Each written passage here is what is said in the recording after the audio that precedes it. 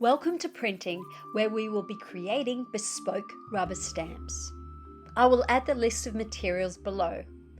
Now, once you have chosen or designed your image, draw it onto the rubber with a marker. Remember that the image will print in reverse. Once the image has been drawn onto the marker, it will be time to start carving.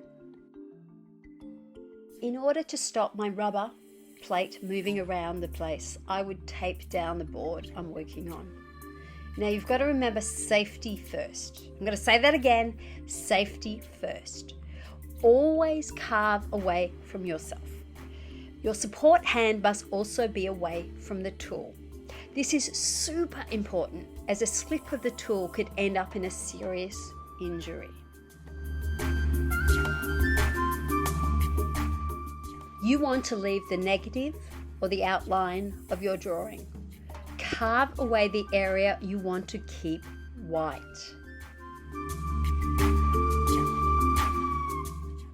You can see here that there is a certain amount of movement with my plate, so if this is going to be a problem for you, you might just want to put some masking tape on the bottom. Now I have chosen cacti for the subject matter of these prints, so they're a little more complicated. You can see here that I'm carving away at the circles inside, and I'll slow this down in a minute just to show you. But you could go for a much simpler design, especially when you first start.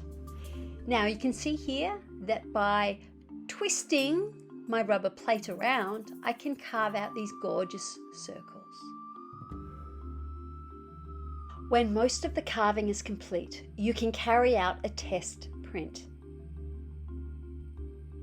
Cut out the extraneous parts of the stamp using an X-acto knife. Again, safety first. Try to keep the blade away from your hands.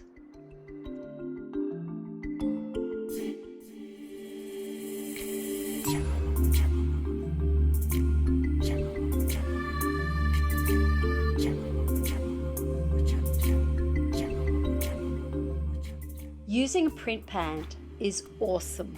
The rubber stamps work really well with it. It's also very convenient and cheap.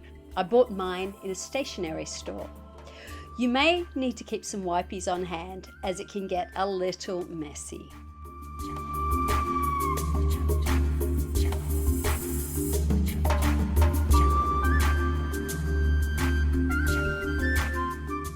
Now the fun begins. I prepared other cacti stamps earlier and a couple of pot plants to match. I am mixing and matching, taking the designs off the page, so I've used some scratch paper to protect my table. Don't they look awesome?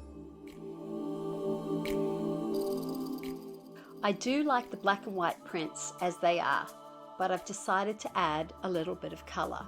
Now it's time to let your prints dry. I have pulled out my brand new Copic markers and love the results. Copic markers are alcohol based and translucent, making them perfect for layering. However, I think any markers would work really well. You could also use watercolor paint, but my suggestion would be to do that first and print on the paper second, as the ink may bleed and that might muddy up your colors. The end result is a very bright and colourful, flat but interesting piece of work. Thank you for joining me. I hope you've enjoyed it.